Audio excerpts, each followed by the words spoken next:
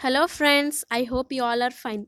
As you know that in my last video I have shared my opinion on our life.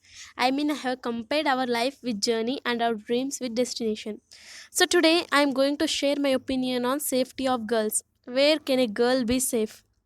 ठीक है so friends, in this different and crafty world, tell me where a girl can be safe.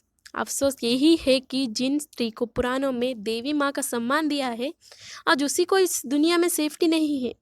जब एक लड़की बहुत उमंग भरे सपने लेकर बाहर की दुनिया में पहचान बनाने जाती है तो पहले उसके घर वाले डर जाते हैं।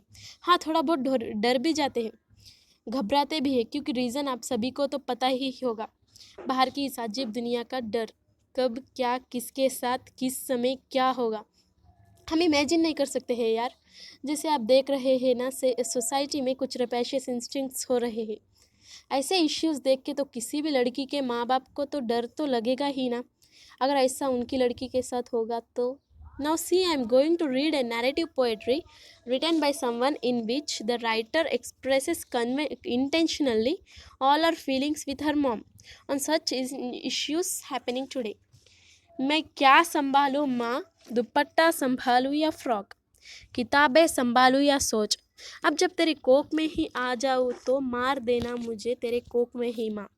मेरे लिए तू लड़ सकती है लेकिन ये देश नहीं। कामयाबी प्यारी मुझे भी है, चांद पर नज़र तो मेरी भी है, पर मैं क्या करूँ माँ जिनकी नज़र सिर्फ मुझ पे है।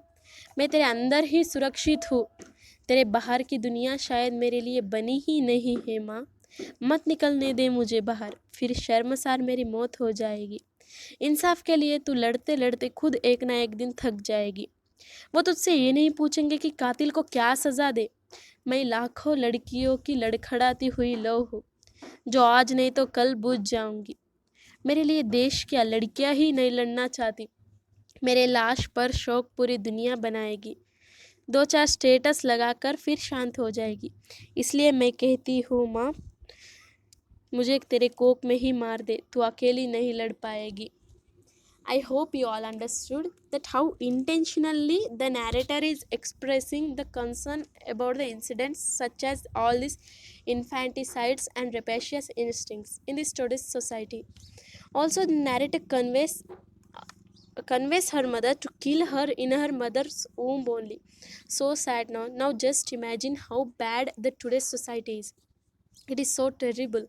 Even though when we go outside, to college or any other places, we see some gangs teasing girls. Such incidents we see. Even I think some of you had experienced.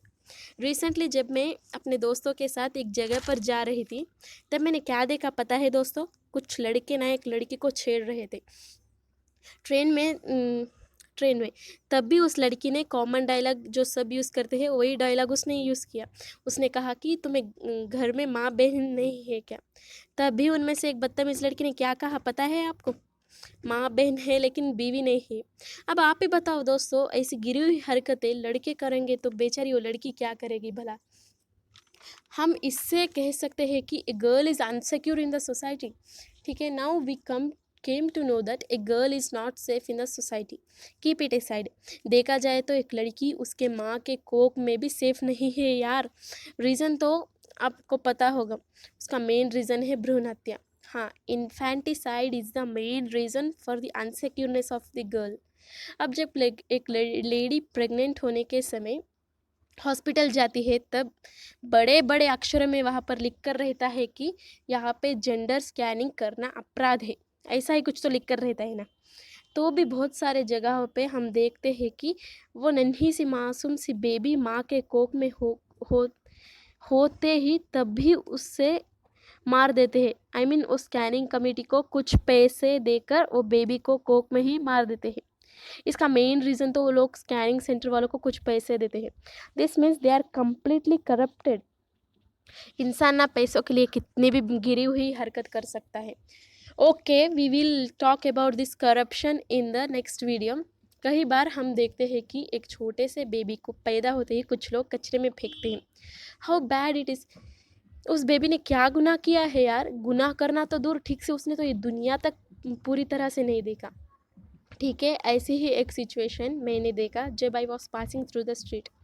मैंने वहाँ पर देखा कि कुछ लोग इकट्ठा हुए थे। अब मैंने भी जाकर देखा and I was completely shocked. एक छोटी सी बेबी जिसकी उम्र सिर्फ 15 से 20 दिन होगी, उसे ना एक प्लास्टिक में बांधकर गार्बेज में फेंका गया था। लेकिन लकी थिंग इज़ दैट वो बेबी की सांसें तब भी चल रही थी। पर क्या करे, लेकिन क्या करे, उसके मम्मी पापा को तो उसकी ज़रूरत ही नहीं है, तभी तो उन्होंने उसे कचरे में फेंक दिया। So sad, no once imagine how terrible it is. अब मैं इसको रिलेटेड एक पोएम सुनाती हूँ, आपको कैसे लगा एक कमेंट बॉक्स में बताना ना भूले, ठीक है। एक मासूम सी कली को कुछ जानवर नोच रहे थे, जिसने देखी नहीं अभी दुनिया, उसे दर्द अपना दिखाते हो। कौन से जन्म का है ये बदला, कौन से जन्म की दुश्मनी निभाते हो। लाचारी क्या मजबूरी क्या माँ, किस बात से डरती हो। मैं अक्स हूँ तेरा भार नहीं, यूँ गर्भ में मुझको मार नहीं। मैंने क्या गुनाह किया है माँ, कर दे मुझ पे रहम, मुझे ना मारो, मुझे ना मारो। मन में जो बात आई कहूँ मैं माँ, जीवन भर तेरे साथ रहूँ मैं माँ। मेरे भी कुछ सपने हैं माँ, कर दे मुझ पे रहम, मुझे ना मारो। Once you imagine that how intentionally the baby is expressing the concern of her, she is willing to live and fulfill her dreams in this world. ठीक है, now let me conclude my topic. By seeing all the above situations, 101% we can say that a girl is unsecure in the society and also in her mother room from her birth and before and still her marriage and further also. For this, government can do nothing. No organizations can do anything. We, the people, should change our state of mind and bring awareness in the people. अगर कुछ ऐसी ही situation आपके नज़र में आई तो उसे रोकने की कोशिश कीजिए, पूरी तरह उसे आपकी तरफ से रोकने की पूरी तरह कोशिश कीजिए। उसके साथ दूसरों को भी फेस करना मत भूलिए। करने से पहले आप ये मत सोचना कि आपके अकेले से करने से क्या होगा, क्योंकि आपकी एक सोच की वजह से कई लोगों में बदलाव आ सकता है, ठीक है। Bye guys and thanks a lot for spending your precious time for my video. Support me like this only. We will meet soon in the next video. Till that, take care. Jai Shri Krishna.